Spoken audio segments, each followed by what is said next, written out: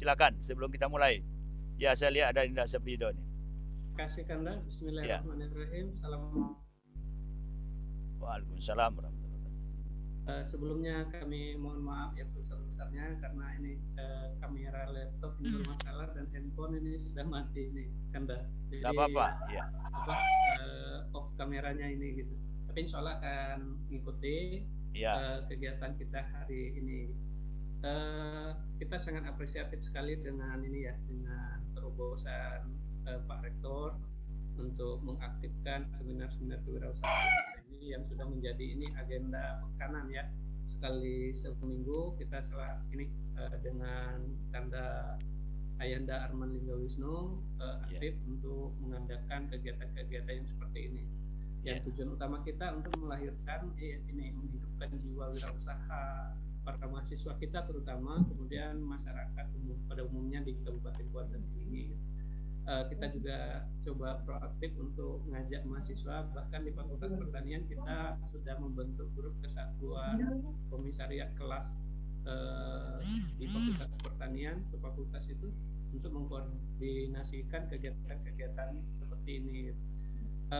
Berharap kita memang selain dari mendapatkan ilmu pengetahuan, semangat para mahasiswa kita nantinya juga ini mendapatkan link yang barangkali nanti bisa menjadi anak tangga untuk mengangkat mahasiswa-mahasiswa kita untuk ini turut serta membangun peradaban melalui dunia kewirausahaan ini, karena terutama pada sektor pertanian, Fakultas Pertanian kita juga cukup komit untuk menginikan mahasiswa kita di kewirausahaan ini.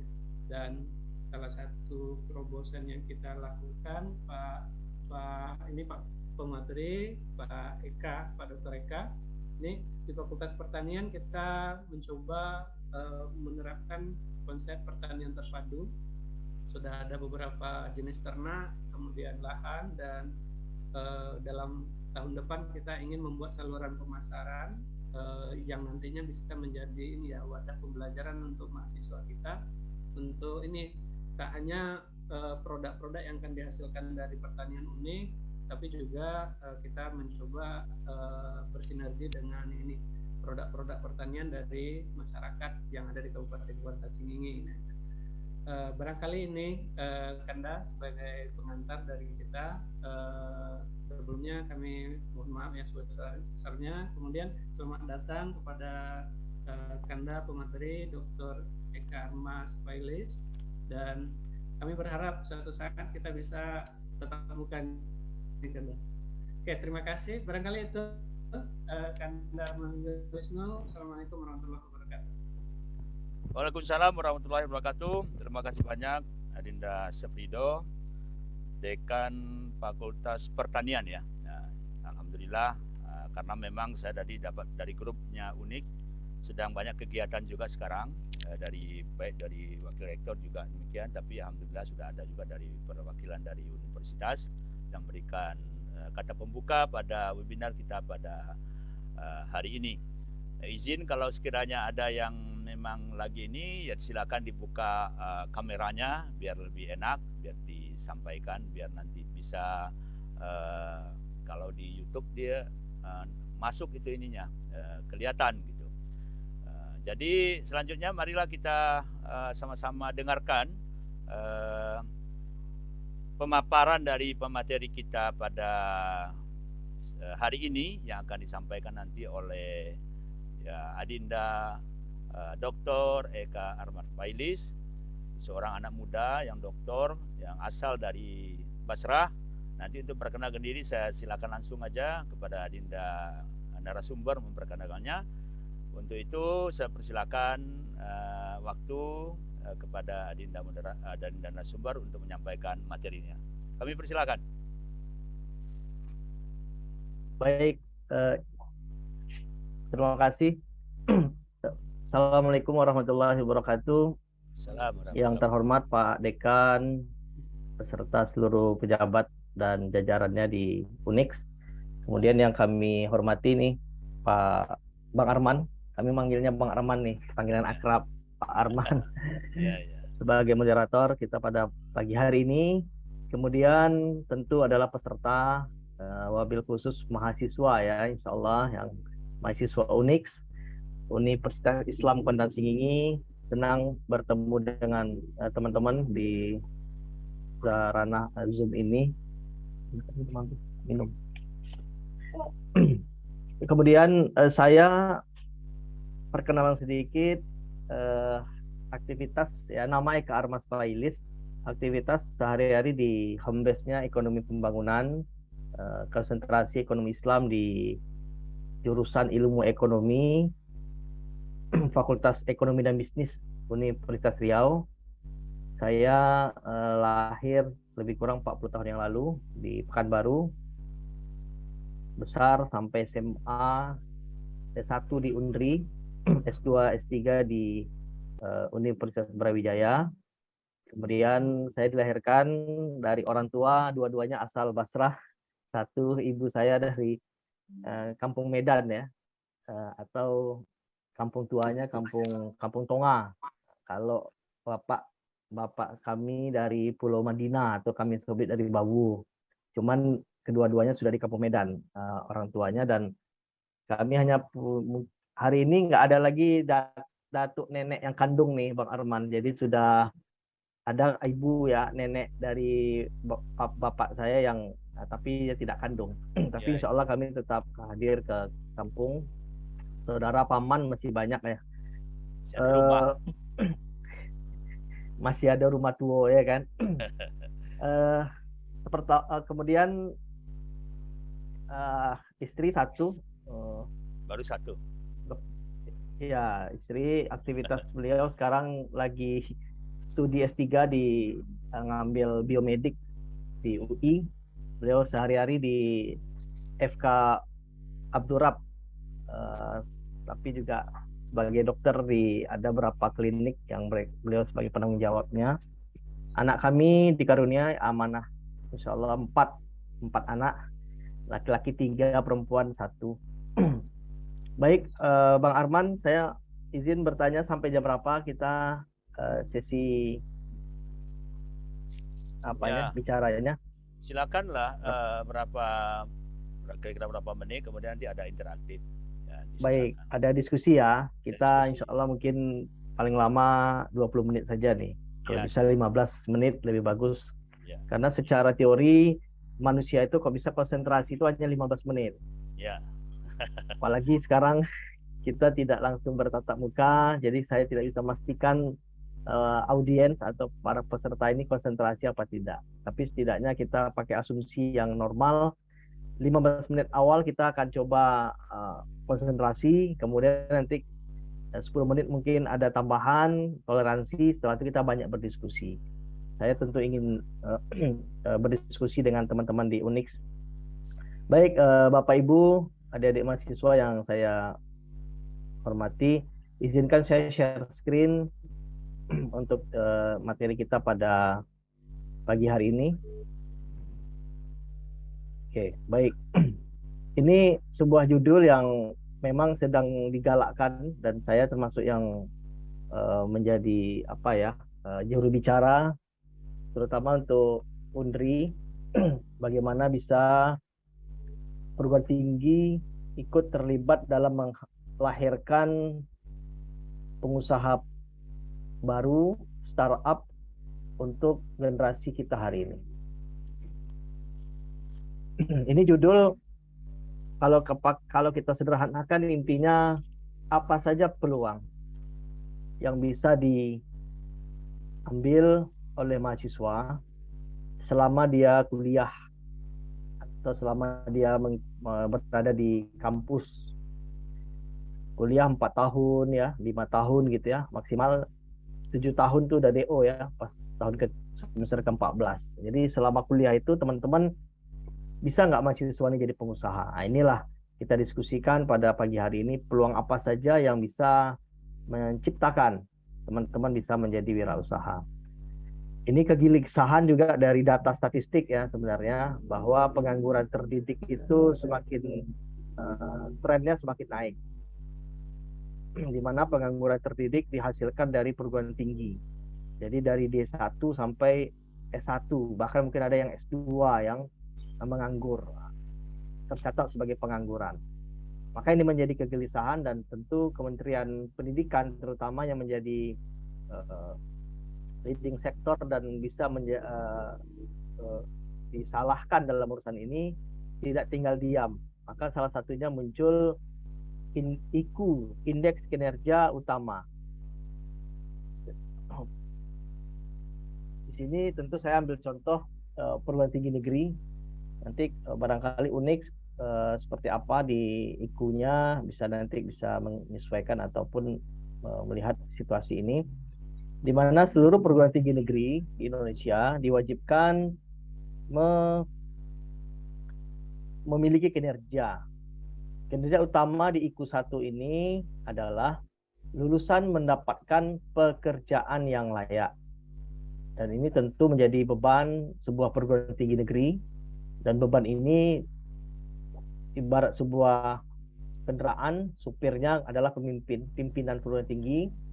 Kemudian di dalamnya ada dosen, mahasiswa, dan tendik yang berkolaborasi untuk bisa menciptakan lulusan mendapatkan pekerjaan yang layak. Dalam breakdown-nya lulusan mendapatkan pekerjaan yang layak ini,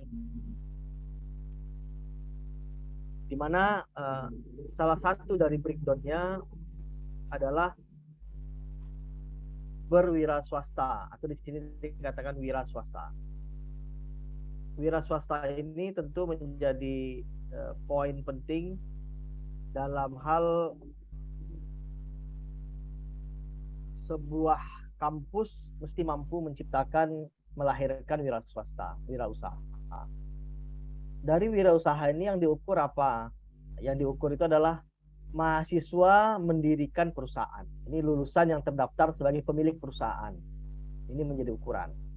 Jadi dia kuantitatif, penilaian kuantitatif yang langsung terdaftar. Bisa direkognisi, diakui lah. Kemudian apa bentuk perusahaannya seperti apa? Bisa perusahaan dalam bentuk perseorangan. Ini namanya NIB sekarang. Atau OSS dalam sistem yang ada.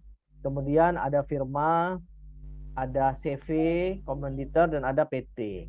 Ya, jadi mahasiswa ketika dinyatakan berwirausaha, maka dalam poin ini mesti segera mengurus NIB agar nanti bisa dijadikan ukuran atau diklaim oleh kampus bahwa mahasiswa kita memang berwirausaha. Tapi kalau hanya berwirausaha saja tanpa ada izin dari memiliki izin usaha, ini tidak bisa diakui. Nah, maka di sini nanti luarannya, ukurannya adalah mahasiswa memiliki perusahaan. Paling sederhana kan perusahaan itu yang paling mudah diurus adalah perseorangan. Perorangan ini ya tinggal online saja, kita bisa mendaftarkan perusahaan kita. Maka di sini karena 3 poinnya dalam IKU 1 ini ada pekerjaan yang layak itu adalah ya langsung bekerja, mendapatkan pekerjaan, lanjut studi. Kalau D3 berarti naik ke D4. Atau langsung ke S1 itu juga dianggap melanjutkan studi. Kalau yang S1 bisa lanjut S2. Ini diklaim sebagai layak mendapatkan pekerjaan yang layak. Dan tentu bebannya ada di sini. Yang mencari pekerjaan ini kan umum. Dan dalam tracer study diukur 6 bulan. Jadi 6 bulan setelah tamat itu masih dianggap langsung mendapatkan pekerjaan. Tapi setelah lewat dari 6 bulan ini tidak lagi masuk ke dalam ukuran IKU ini. Jadi mendapatkan pekerjaan ini langsung mendapatkan pekerjaan. Nah, di sini tentu kampus juga berstrategi bagaimana mahasiswanya bisa langsung mendapatkan pekerjaan. Untuk wira swasta atau wirausaha inilah sebuah peluang di mana kampus memang diminta untuk menghasilkan dan bahkan diwajibkan. Jadi 3 breakdown dari IKU 1 ini peluang yang paling besar, yang paling ditangkap oleh mahasiswa mestinya jika memang ingin berwirausaha ini menjadi database-nya kampus, sehingga dari awal kita sebagai mahasiswa masuk dalam database-nya mahasiswa yang berwirausaha. Kemudian di dalam berwirausaha itu, kalau di kita, terutama di Universitas Riau, melakukan yang namanya asesmen potensi diri. Asesmen potensi diri ini sebenarnya banyak ya alatnya. Ini alat yang umum. Ini alat umum dipakai oleh dunia pendidikan, dan di UNRI memakai talent mapping. Jadi seluruh mahasiswa baru UNRI itu sejak 2020 itu menggunakan talent mapping. Wajib masuk ke talent mapping. Jadi udah 3 angkatan ya.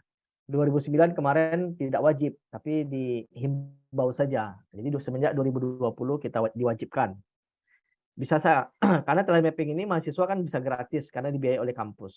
Nah, dia ada tingkatannya yang berbayar juga. Nah, kita sekarang dibayarkan oleh kampus. Kalau stipend ini berbayar, dan psikotes juga, psikolog ini berbayar. Jadi di UNDRI juga menyediakan psikolog ya untuk bisa mengembangkan menilai diri. Jadi mahasiswa masuk menjadi mahasiswa baru, dia sudah tahu, teman-teman mahasiswa sudah tahu teman-teman mau kemana dan mau arahnya apa. Sehingga selama kuliah itu sudah nampak investasi apa yang harus dilakukan.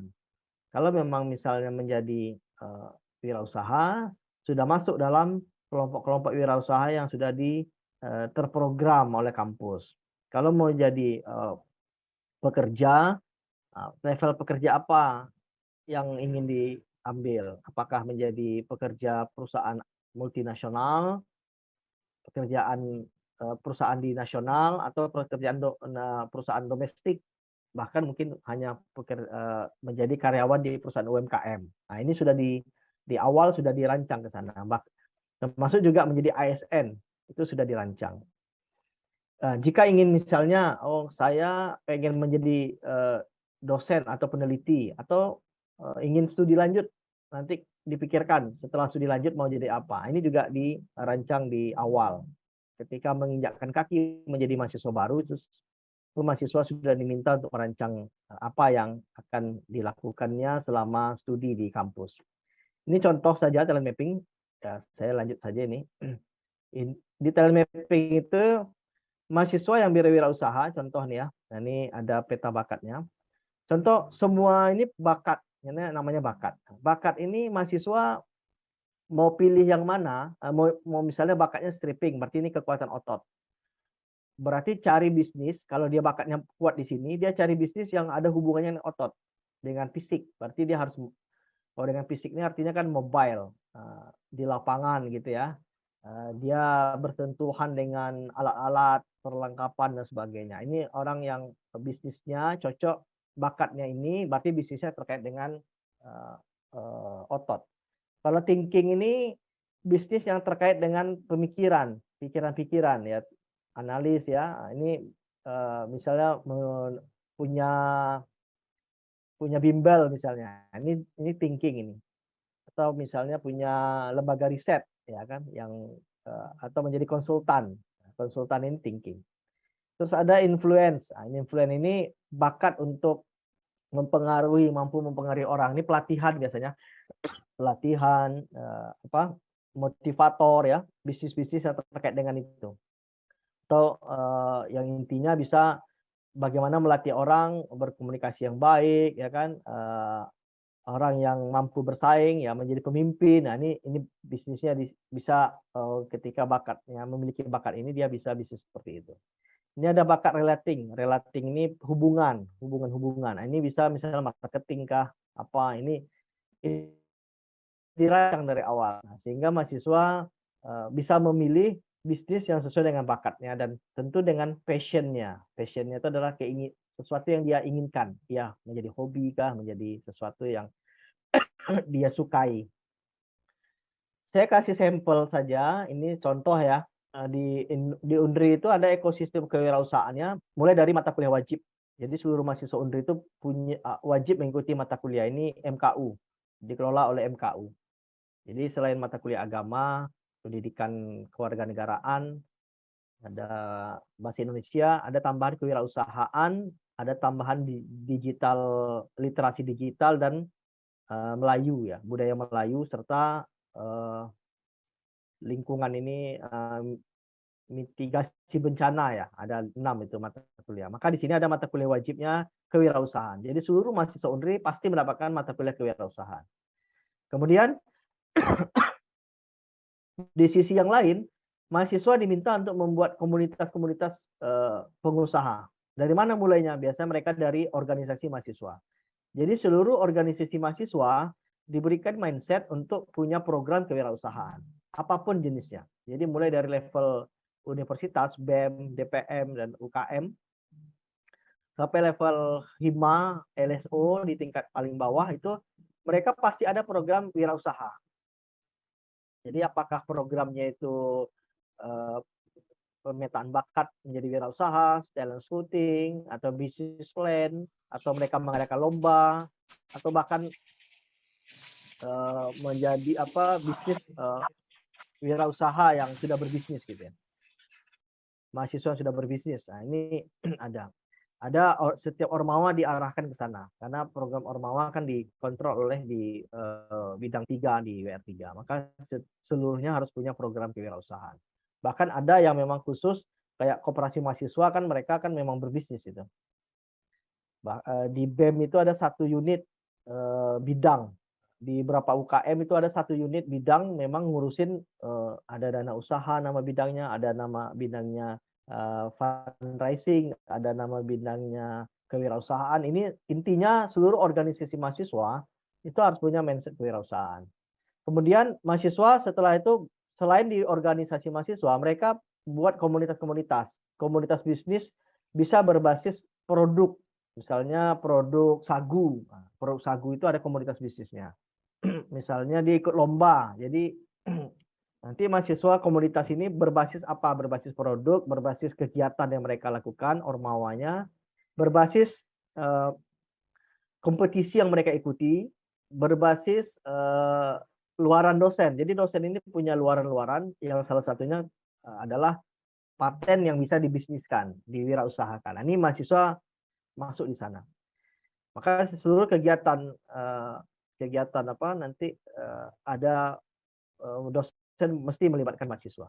Kemudian ini kompetisi kewirausahaan yang diikuti, kita mulai dari UNRI sendiri punya dana untuk ini cukup besar ya, yang setiap tahun itu hibahnya 200 juta untuk bagi mahasiswa yang mengikuti kompetisi wirausaha.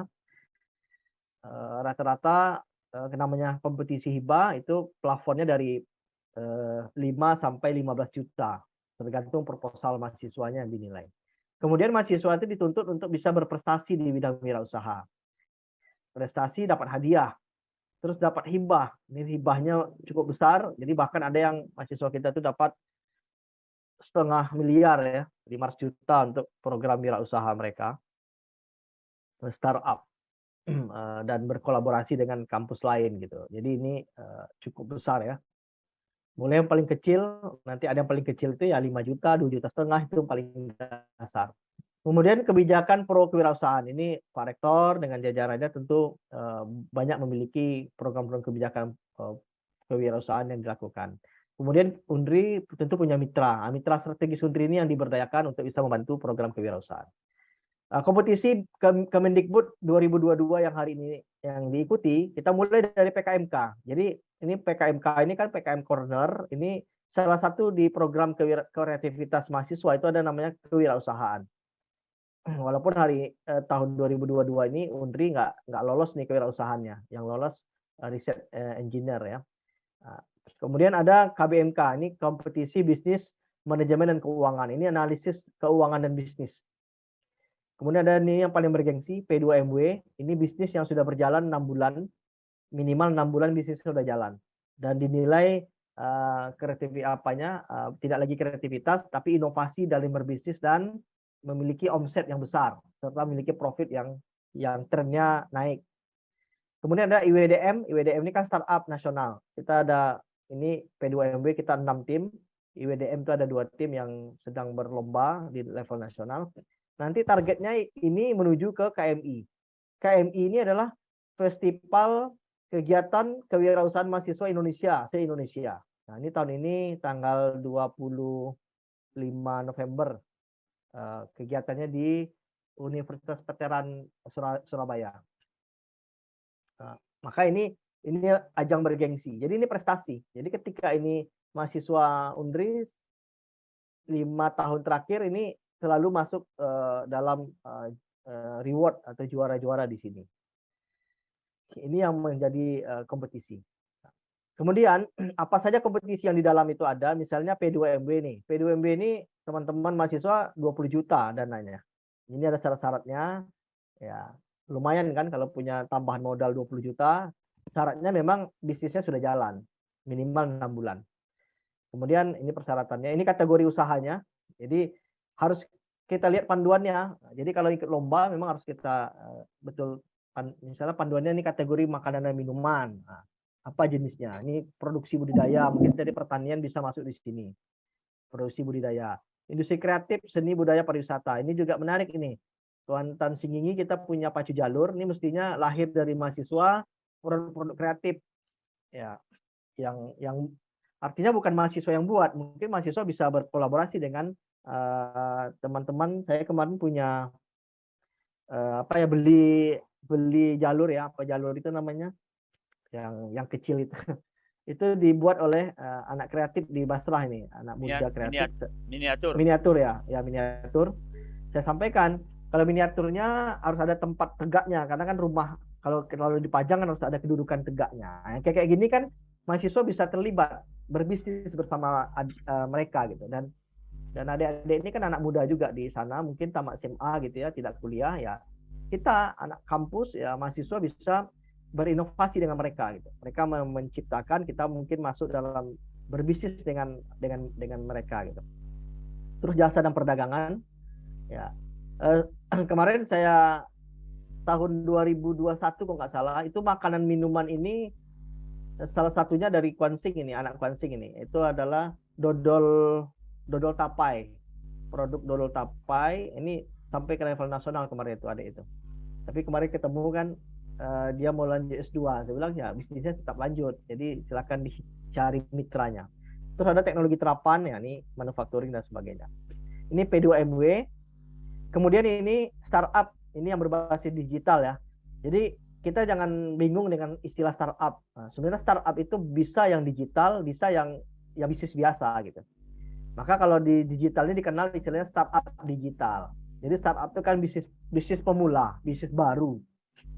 Maka yang di startup digital itu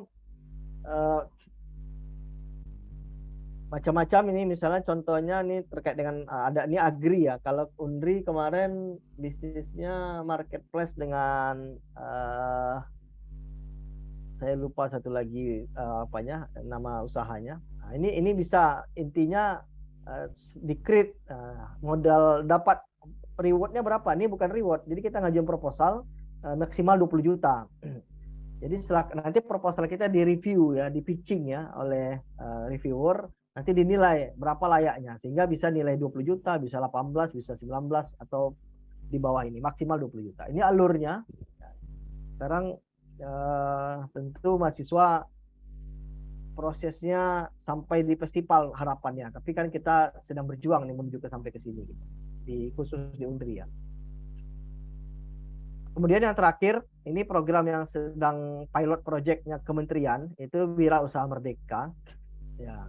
Undri salah satu hostnya, penyelenggara Wirausaha Merdeka dari 17 perguruan tinggi di Indonesia.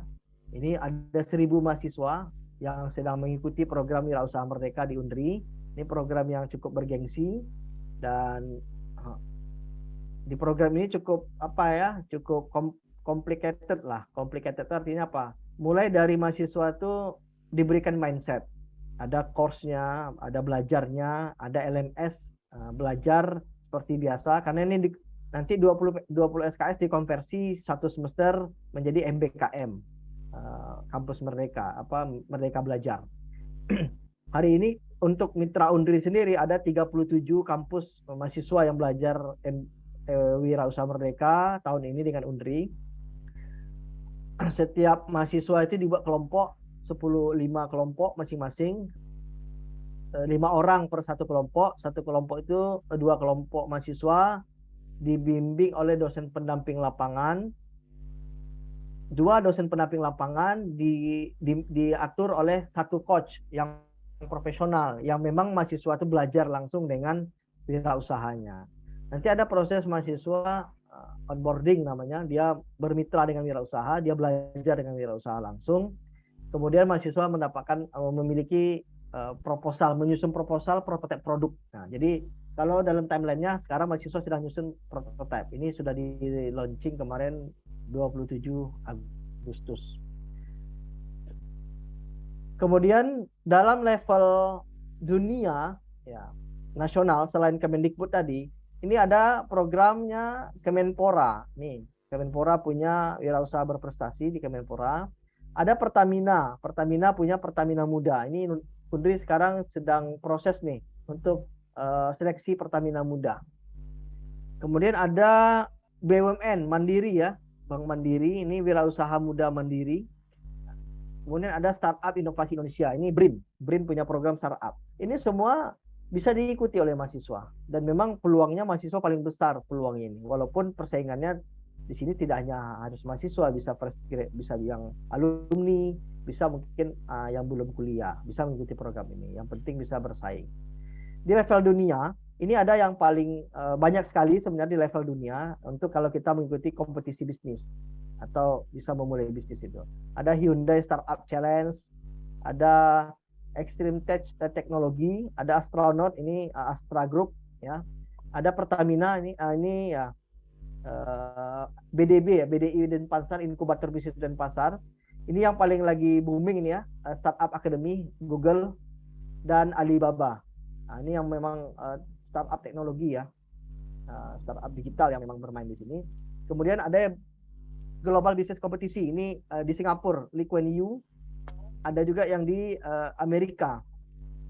Serta ada yang juga ini di Agustina nih, kalau nggak salah saya di Eropa apa nih, Spanyol atau di ya Spanyol kalau nggak salah ini. Artinya apa? Adik-adik mahasiswa, kita teman-teman di kampus mungkin lebih bisa mengikuti ini gitu. Jadi kalau memang punya niat bisnis, saya kasih tip ini. Tipnya ya tadi itu cerita peluang-peluangnya, tapi kalau peluang itu kalau hanya dalam pikiran itu abstrak. Nah, sekarang tentu harus dikonkretkan bentuknya seperti apa. Mulai dari awal. Awalnya dari mana? Dari niat dan azam menjadi pengusaha. Setelah itu investasikan diri sejak dini untuk menjadi pengusaha. Memang investasi dini ini ya mulai bangun jaringan, mulai mempersiapkan bagaimana berbisnis itu dengan baik, dengan ilmu, berkenalan dengan para pengusaha, punya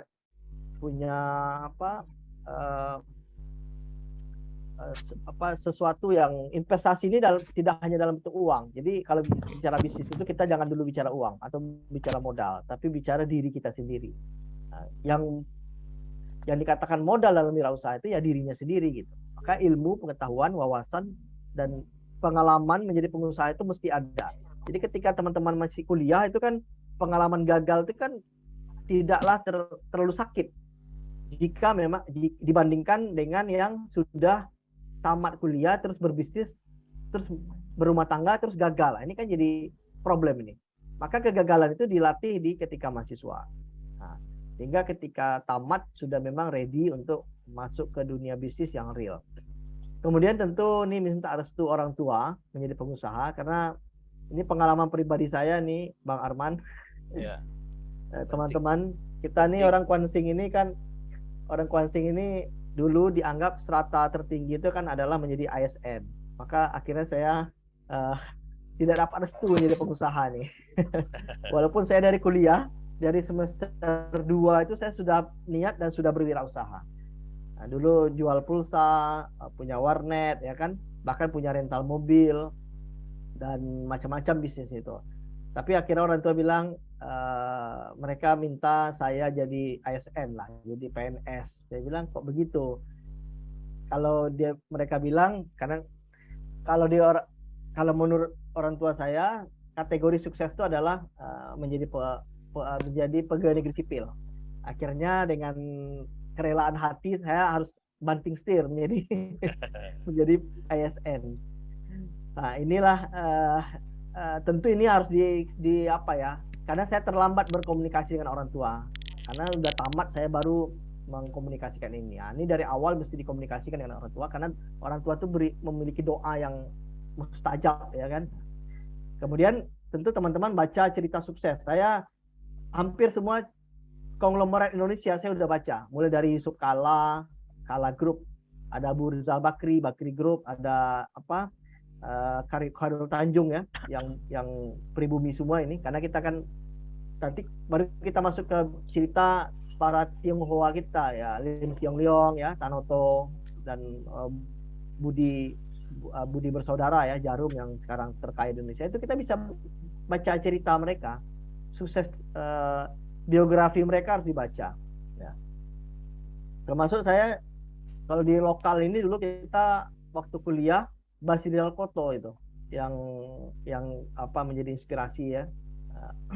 Mungkin kalau di Kwansing silakan dicari, ada nggak? Kalau perlu diciptakan ini dari Kwansing siap pengusaha sukses buat buku. Nah, ini hari ini kita punya suhuan ya sebenarnya. Baca buku suhuan itu luar biasa itu. Nah, jadi seperti itu. Jadi baca biografi sukses pengusaha-pengusaha. Termasuk pengusaha dunia. Kalau dulu zaman saya itu ya Bill Gates ya. Sekarang ada banyak sekali nih pengusaha-pengusaha baru dunia, konglomerat dunia. Kemudian berteman dengan para pengusaha ya. Teman-teman kampus kuliah itu ya harus dicari yang memang punya walaupun mungkin kita organisatoris atau kita kuliah, cari memang teman-teman yang punya mindset dan punya niat berwirausaha. Kalau perlu satu kos dengan teman-teman ini. Jadi memang dibangun kebersamaan menjadi pengusaha bersama. Saya ingat kisahnya Sandiaga ini.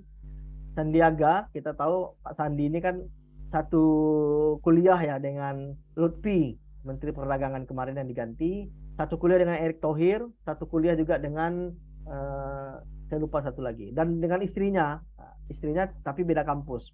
Mereka ini kan lulusan kampus-kampus top Amerika ya, dan mereka tuh awalnya nggak langsung jadi pengusaha, mereka semuanya jadi pekerja dulu, kerja di perusahaan-perusahaan besar dunia. Kalau Sandi kan kerja di Lehman Brothers ya, perusahaan apa nih, perusahaan keuangan ya, sehingga dia ketika dia memutuskan keluar dari perusahaan itu dia sudah memulai bisnisnya dengan baik gitu.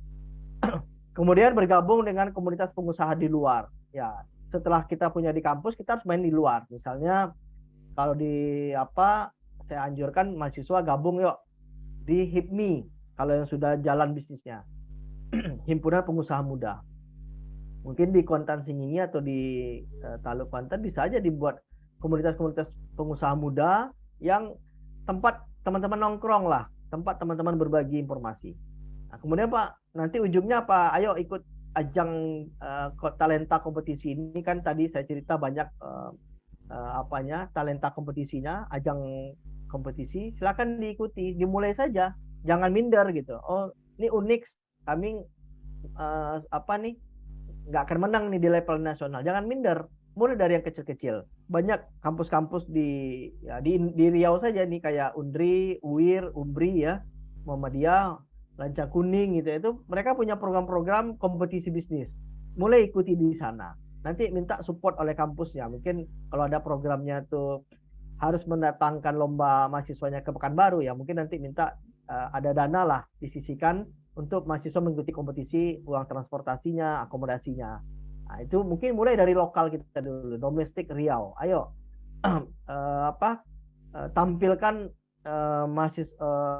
bendera unik ya di kampus-kampus yang lain yang ada di lokal Riau. Setelah itu baru mungkin masuk ke Sumatera Barat, kan kampusnya cukup banyak. Nah, apalagi dari Taluk kan juga dekat ya, ke UNAN, ke UNP ya, Sumatera Barat banyak kampus, ikuti ajang kompetisi itu. Dan terakhir tentu jadikan pengusaha itu ya jalan hidup. Jadi berkomitmen ini, jalan hidupku adalah jadi pengusaha. Barangkali itu yang bisa kita diskusikan pada pagi menjelang siang ini. 27 menit waktu saya. Bapak, sangat menarik. Mohon maaf. Jika ada diskusi silakan, saya kembalikan ke Bang Arman. Assalamualaikum warahmatullahi wabarakatuh. Waalaikumsalam warahmatullahi wabarakatuh. Sangat menarik sekali ya. Ini sedikit saya sampaikan kenalan saya dengan Adinda Eka ini. Waktu saya baru pindah ke Pekanbaru, ini orang yang memang dia orang pergerakan mahasiswa juga. Nggak lupa nih, ini teman ngaji saya juga dulu nih. Ya, waktu ngaji sama-sama dia, gitu perjuangannya ya. Rupanya sekarang juga kemarin kami dengan rektor juga ada berapa orang, 7 orang kami ya menggagas untuk membuat suatu wadah entrepreneur untuk Kwansing. Nah, cukup besar perhatiannya ke Kwansing. Nah, pada saat saya kontak beliau, dia langsung bilang siap bang, katanya gitu saja. Jadi walaupun tadi dia ngajar jam 8, dikasihnya waktu jam 10 ini. Banyak sebenarnya yang bisa kita bisa tanyakan kepada beliau. Ini juga teman baiknya rektor ini. Mungkin rektor tadi saya lihat sempat gabung ya, tapi mungkin sudah ini lagi, jadi sudah terkeluar atau sempat gabung juga.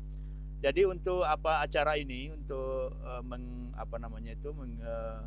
interaktif kita, saya kalau bisa minta nih saya sekarang ini kalau bisa interaktif ini dipimpin atau dilaksanakan oleh pihak dari Unix lah.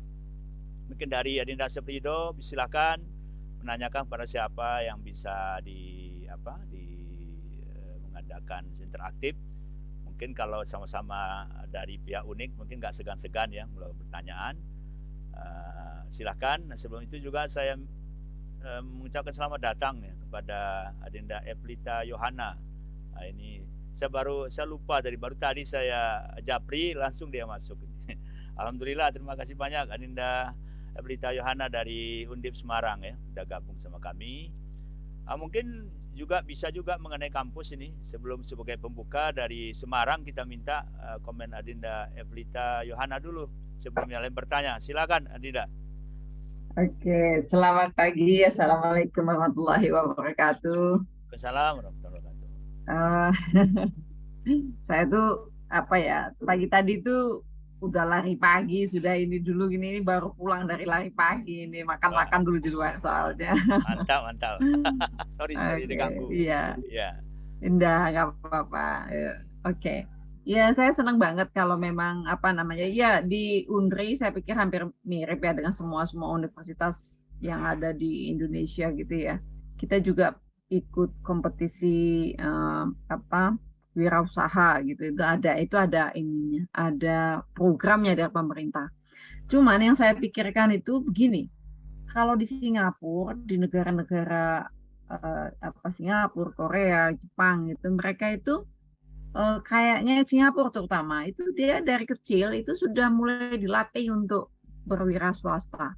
Terserah dia mau jual apa aja, kadang-kadang dia jual apa gitu ya, kue Pak atau apa gitu ke temennya atau kebutuhan temennya itu dia bawain ke sekolah dan dia bisa jual di sekolah itu yang saya lihat kalau di Singapura gitu ya.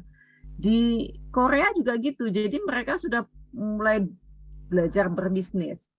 Begitu juga teman-teman saya dulu waktu saya sekolah di SMP, kebetulan saya sekolah SMP itu di SMP Saverius, Cina-Cina atau isinya, itu mereka nggak malu untuk membawa dagangannya, itu nggak malu gitu. Jadi kalau mereka sukses ya udah sepantasnya mereka sukses. Ya mereka udah diasah gitu ya, diasah. Jadi kalau misalnya jatuh ada orang tua yang nampaninya gitu. Itu yang kita lihat. Kalau kita orang pribumi jarang kayak gitu ya. Udah sekolah aja, nggak usah macam-macam. Nah, ini kan biasanya kan kita begitu. Begitu juga saya gitu. Nah, kalau saya lihat yang punya bakat bisnis, yang punya jiwa bisnis di saya itu adalah anak saya yang tua, yang laki-laki. Itu dia bilang kalau jadi pegawai itu sampai kapan itu nggak bakalan kaya mah, dia bilang gitu sama saya. Ya paling kayak gitu-gitu aja, dia bilang gitu, bisa ditakar, duitnya bisa ditakar, dia bilang gitu. Kalau mau ini ya wira swasta, tapi kan tidak semua orang bisa punya jiwa itu. Saya bilang gitu sama dia. Ya memang nggak ada, semua orang nggak ada juga punya, jangan dipikir Cina-Cina itu ini apa namanya punya jiwa dagang, punya enggak ada itu adalah latihan, dia bilang itu latihan. Dengan latihan itu makanya mereka jadi kuat, sama dengan orang setiap hari buat belajar matematika, ya terakhir dia bisa matematika, ya itu yang wajar, dia bilang itu enggak ada orang yang tiba-tiba bisa, itu enggak ada. Nah, mungkin salahnya kita satu orang tua kita ya mungkin ya, dagang itu adalah sesuatu yang kelas rendahan, itu mungkin ya. Terus yang kedua, zaman Presiden Soekarno ya mungkin ya, bahwa orang Cina itu nggak boleh jadi PNS. Nah kalau dia nggak boleh jadi PNS kan pasti dia dagang. Nah dagang lama-lama kan dia mahir gitu ya. Nah beda dengan kita PNS, apapun itu PNS. Kalau udah PNS itu udah gagah. Padahal juga nggak banyak-banyak amat duitnya gitu ya. Jadi anak saya itu juga bilang nggak banyak itu duitnya. Kalau saya bandingkan, saya sudah jadi dosen sekian tahun dengan anak saya umur sekian tahun, itu capaian dia. Kalau lihat ininya ya, kalau lihat bukan capaian dalam bidang apa namanya, capaian itu kan macam-macam ya. Jadi ada capaian ekonomi, ada capaian rohani ya. Rohani itu kan juga harus dididik gitu ya. Itu juga harus dididik bahwa dia itu kalau berdagang ya berdagangnya yang benar. Kalau orang yang ini kan yang tidak ada dengan agamanya kan ya dagang yang penting untung, terserah mau orang lain mau rugi mau apa. Itu yang mungkin yang perlu kita ini kan. Jadi ya dagang itu ya benar katanya apa namanya di agama kita itu benar banget. Saya ada satu kemarin itu pas ada wawancara yang punya yang CEO-nya Etis. Etis itu dia buat lembaga keuangan berbasis OJK, tapi itu hanya kita berinvestasi 4 bulan, 3 bulan dimasukkan ke dalam ini, tapi itu betul syariah, itu yang buat Cina. Orang Cina mu'alaf baru masuk Islam, jadi dia tahu banget tentang perdagangan. Kalau dagang-dagang kayak kita yang biasa itu dagang konvensional menurut dia. Tapi kalau dagangnya itu dagang yang pakai IT, berteknologi, nah itu yang akan nanti menyebabkan orang Islam itu akan jadi lebih maju. Saya rasa begitu. Jadi dagangnya itu dagang bukan konvensional gitu ya. Itu mungkin yang saya ini. Cuman dari situ. Itu aja kayaknya Bang. Ya, terima kasih. Benar sekali. Ya.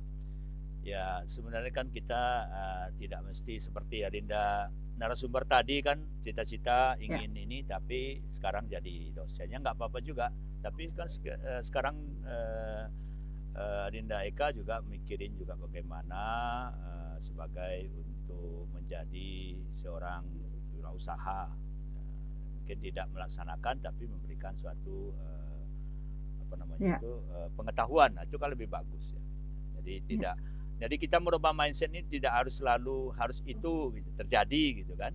Nah, kalau nggak terjadi misalnya sesuatu yang misalnya kita mau jadi pegawai nggak terjadi, tapi kita sudah punya bekal untuk menjadi seorang pengusaha gitu misalnya, atau seorang entrepreneur, kan itu aja intinya sebenarnya.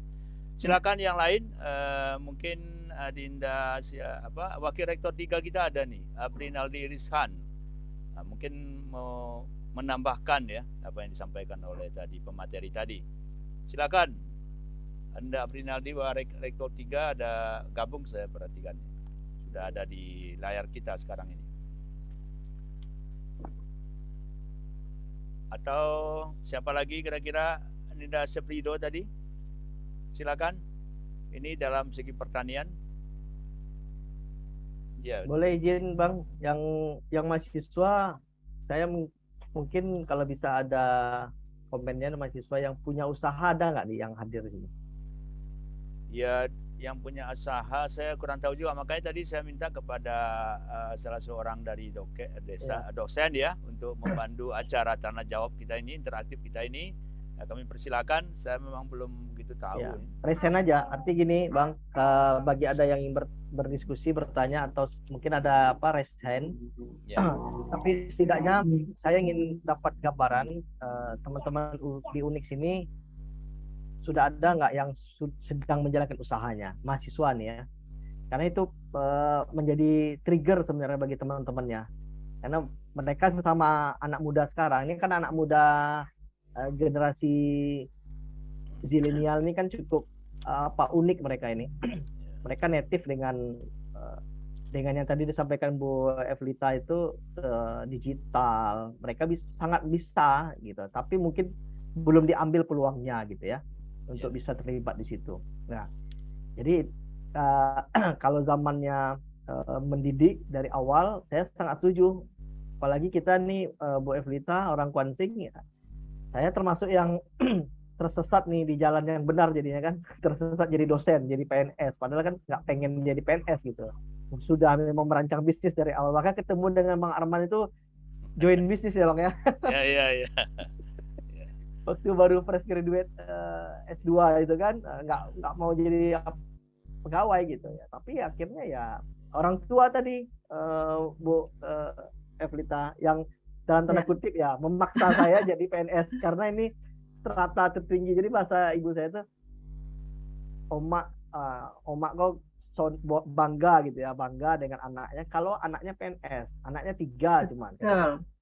Nomor 1 ini kamu lah, jadilah PNS, yang adik-adik terserah lah gitu kan. Saya bilang apa ini takdir saya jadi. Padahal kerja kita tahu dalam tanda kutip ya, PNS itu waktu itu kita nggak ramah reformasi lah namanya ya, kita mengkritisi pemerintah ya. Jadi tapi ya udah ya, tapi kalau tadi Bang Arman bilang setelah jadi PNS dosen berbisnis itu nggak bisa tuh Bang, memang nggak menarik dia, karena kita hanya passive income. Kita kalau dalam konteksnya ini para pekerja itu diajarkan bukan passive income, diajarkan ya mempelajari portofolio investasi, mungkin saham, reksadana ya kan, yang seperti itu. Jadi bukan aktif bisnis gitu. Jadi memang udah salah jalan ini gitu. Tapi ya udah ya kita jalani gitu ya. Tapi kemarin itu Menteri Cahyokumolo ya kalau nggak salah, ya udah meninggal kan orangnya. Tapi dia pernah buat peraturan bahwa PNS boleh berbisnis, gitu kan ya. Oh ya Bu. Oh, iya, itu ada peraturannya tuh. PNS boleh berbisnis. Saya pikir begini, kalau PNS boleh berbisnis berarti saya boleh buka perusahaan ya. Perusahaannya adalah perusahaan ini ya, kontraktor gitu ya, konstruksi. Jadi saya membangun di Undip dan saya awasi sendiri. Mantap itu. Mantap itu. Ya, kalau teman-teman di PT Undip kan udah BH nih kan Bu ya? Ya, BH. Di PTNBH kan memang income generate menjadi sesuatu yang menjadi IKU. Jadi ada teman saya yang di ITS itu, mereka yang rumput laut Bu. Jadi rumput laut itu perusahaannya didirikan oleh dosen dan mahasiswa, tapi modalnya dari kampus. Nah, dan berarti kan boleh berbisnis dosen. Nah, saya pikir ini mungkin karena PTNBH, kita masih BLU boleh nih. Iya, PTNBH itu boleh. Memang harus berbisnis karena dia harus mandiri kan. Income generate menjadi salah satu ukuran. Iya.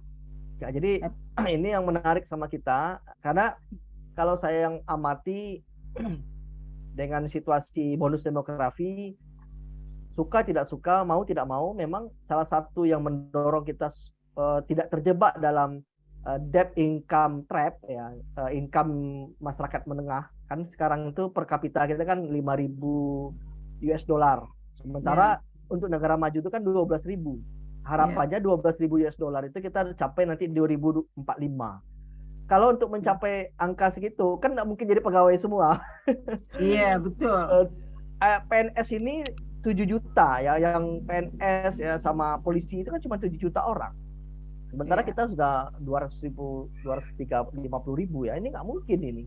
Jadi ya mau nggak mau jadi pengusaha, dan pengusaha itu jangan berpikir kita bisnisnya di Kuansing, jualannya di Kuansing, barangnya dari Kuansing, jangan berpikir begitu. Nah, hari ini saya termasuk Bang Arman, tim salah satu tim komite daerah ekonomi syariah yang dilantik kemarin sama Pak Wapres itu.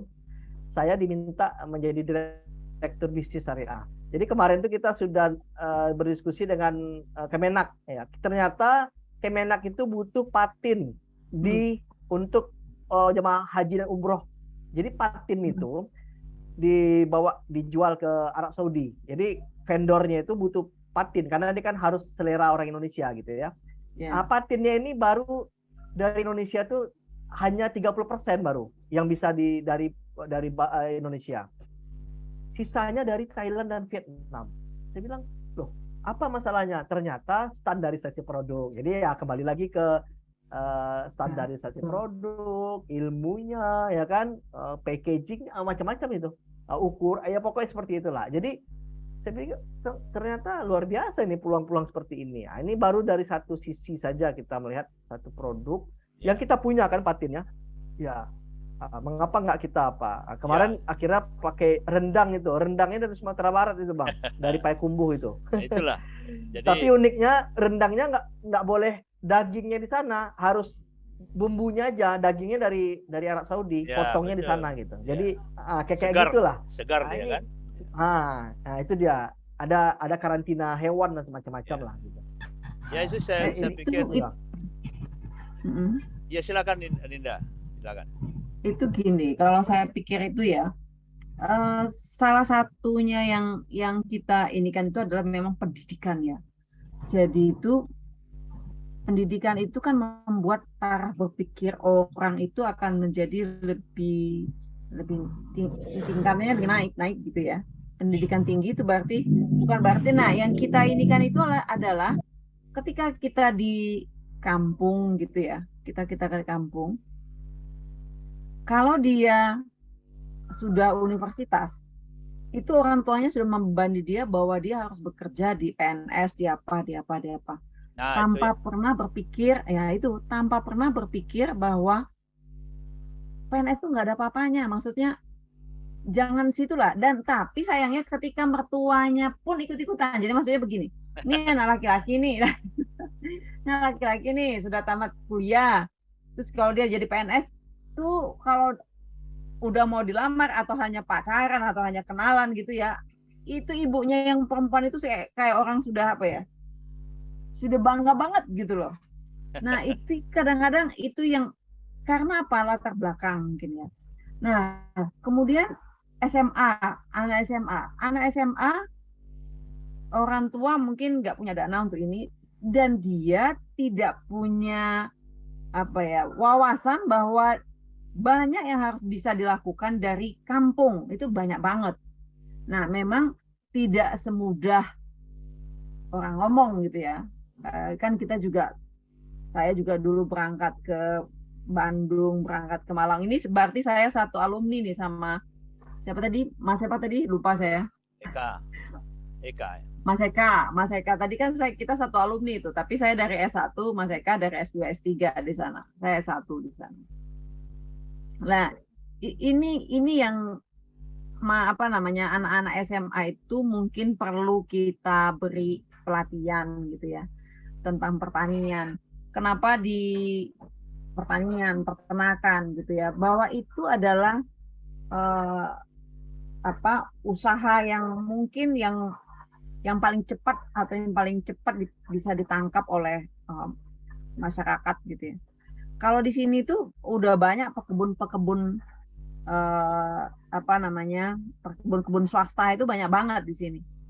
Saya kemarin barusan karena ada yang ngirim ke saya, ya masih saudara sih Pak Kamarlan, dia kirim ke saya biji berangan itu dia kirim ke sini, kan saya nggak enak nih, apa ini mau saya kirim ke sana, akhirnya saya kirim ke sana itu mangga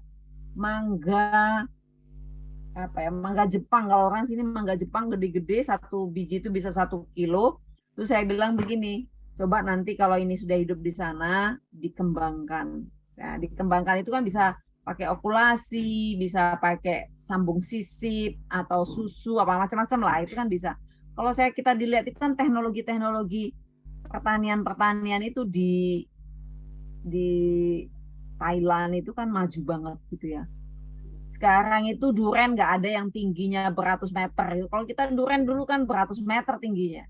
Nah sekarang itu duren udah pendek-pendek. Alpukat gede-gede hasilnya tapi dia pendek-pendek. Nah kayak gitu tuh kan di tanah di sana banyak, ini di sana banyak. Kenapa harus selalu kita tanam sawit gitu. Sawit itu kan banyak menghabiskan air. Kita pokoknya kalau tanam buah-buahan itu mungkin orang jadi Cerenti atau Kuansing itu jadi lumbung buah daerah Sumatera Tengah gitu kan, tuh bagus banget itu. Tanahnya luas gitu. Iya benar, itu benar itu. Sebenarnya kita kan ada suatu kekeliruan aja mungkin ya, karena dulu mau zona nyaman. Waktu saya juga begitu. Karena kalau jadi PNS kan ada pensiunnya, kan gitu. Jadi kebiasaan itu membuat kita kurang mendapatkan tantangan.